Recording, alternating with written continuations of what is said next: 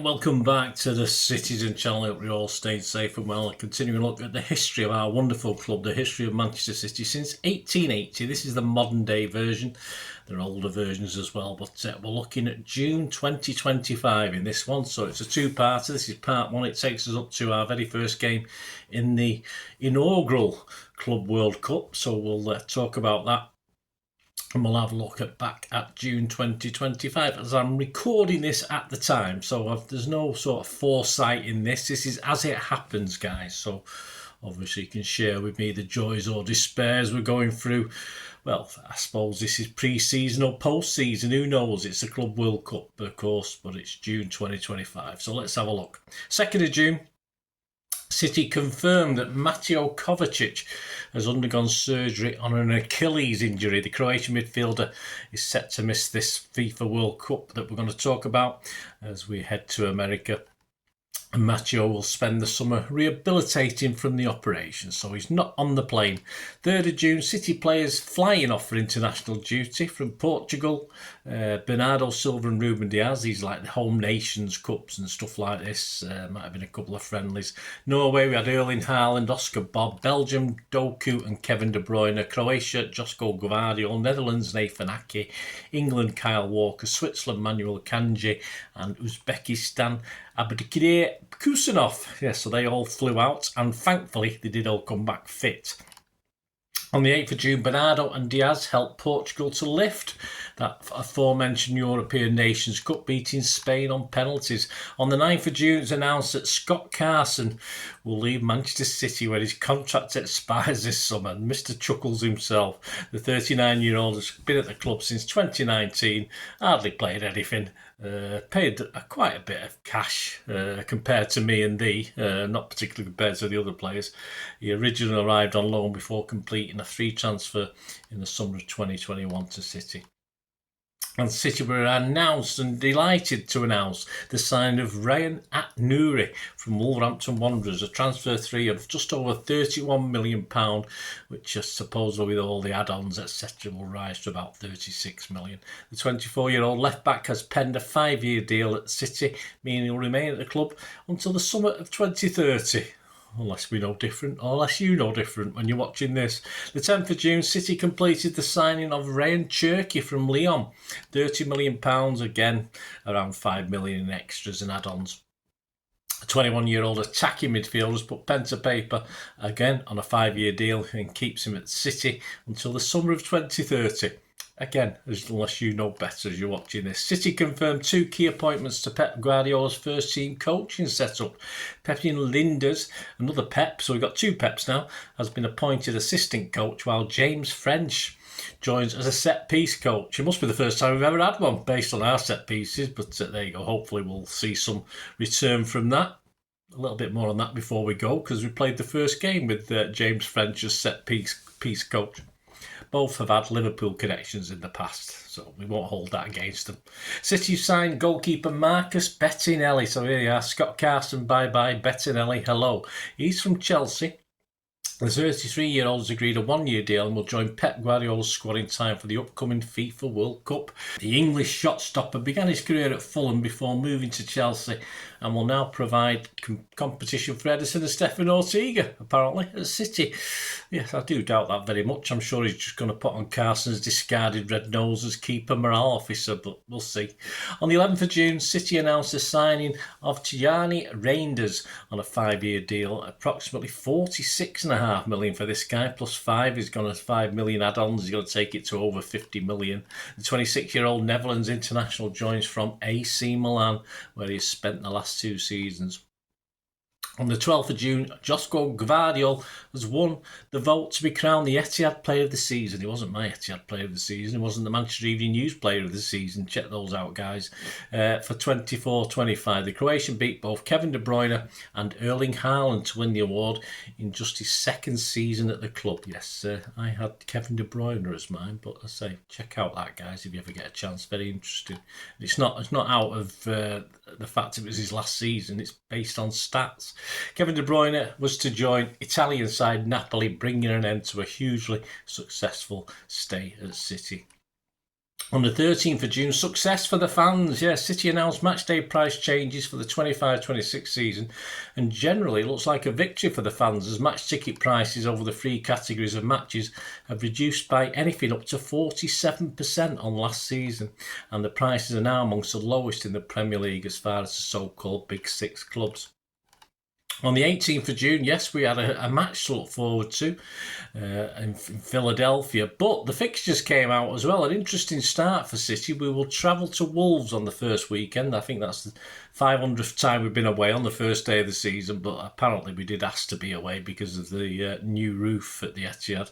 So we're going to go there for the Premier League first game of the season, and it will be played at 5:30, of course, because it's on Saturday, the 16th of August on Sky. So it's going to be a late kickoff. Probably won't get a ticket for that one.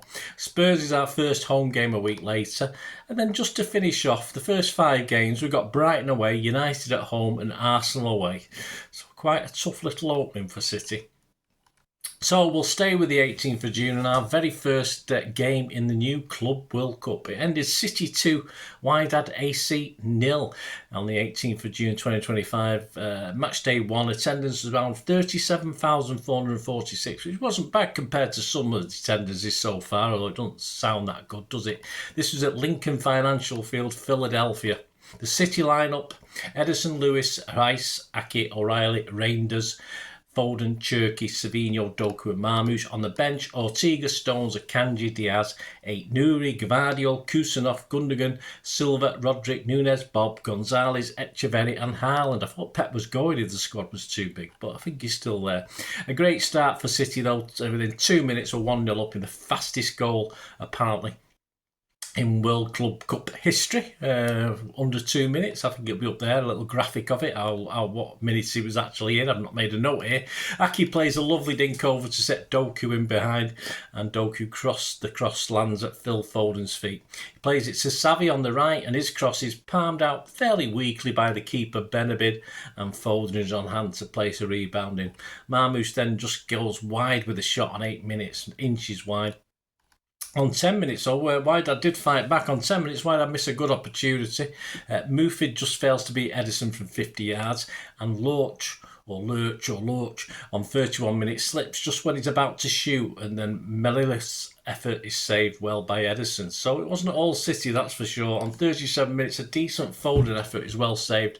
And then on 42 minutes, it's 2-0 and more or less game over. Foden swings an excellent far post corner. Doku was there to meet it with a Haaland-esque kung fu fighting volley for 2-0.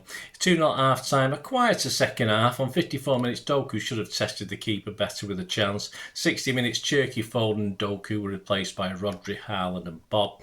On 68 minutes, Gundogan comes on for Marmoush. Erling puts one over the bar, but on 88 minutes, yes, Lewis slides in to clear a loose ball, but his stray boot appears to catch Obeng in the face, and Lewis is sent off by the referee. A bit harsh. Pep said leg was high, but it was on the grass. He touched the ball, and for the speed they go to touch the ball, the leg has to be a little bit higher, and the other player was down. It wasn't a red card. Rico never had intention to hurt anyone for his style of play. It was a little bit unnecessarily the red card, but the ref had a different opinion. He's the boss and they check VAR, so we have to accept it. On 90 minutes, Nunes came on for Savi to shore up the defence, and there was enough time for Rodri to put Erling through, but he failed to beat the keeper on a one-on-one. Match stats: City 15 shots, 6 on target. Wydad 13 shots, 2 on target. We had 68% of the possession. We had 616 passes there, 287. A pass accuracy of 90%, which is okay, against their 81. Superior player of the match, that's what they call it over there. Superior player of the match, well, let's say man of the match or City's player of the match. UEFA picked Phil Foden. City picked Phil Foden. He said after this, yeah, really important to start off with a win, he said in his interview with City TV. The pitch was quite dry at times. It was very hot. These things that we're not used to, so we had to keep the ball a little bit longer sometimes and try to attack at the right time. So yeah, I'm happy with the result. Obviously, there's still a lot of things we can improve. We had a few chances that we gave the ball away sloppily. But it's a great start. I'm just looking forward to the next game. I bet you are, Phil. For me, I gave it Doku. One football website gave it Rangers at 8.5 out of 10. Aki said on his Dutch international's teammates' debut, I think he could be very important. I know him really well. I think from the first week in training, you could straight away see that he fits in really well. You see the quality he has. I think he did very well in midfield against Wydad in tough circumstances, but I think he kept the ball really well. I think he did everything really well, didn't he? He kept us moving defensively as well. He was very good too. He can play multiple positions. He can get in the box and get you moving, and we know he's got a lot of quality. And he did really well, didn't he, Nathan? That's for sure. Put it this way, his English is better than my Dutch. Goal.com gave the man of the match to Doku with an 8. Journalist Simon Bukowski had Foden and Doku both scoring 8 out of 10. John Cross had Foden with an 8 out of 10. Headlines, iPaper back page, at least Foden's having fun. City star puts rough season behind him at Club World Cup. Inside, Jack Gorn wrote, fresh Foden determined to prove people wrong. In the Mirror, John Cross on the back page, Philly Foden fires up City. Bit of alliteration there.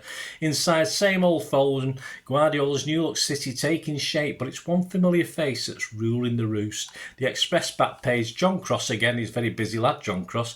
Red Rico's fuming. Inside, Phil makes quick point, fit again Foden, hits early goal in the statement display. And the Guardian back page, Foden reborn in the USA. And inside, Jamie Jackson, Foden launches fresh start, but Guardiola puzzled by Lewis Red.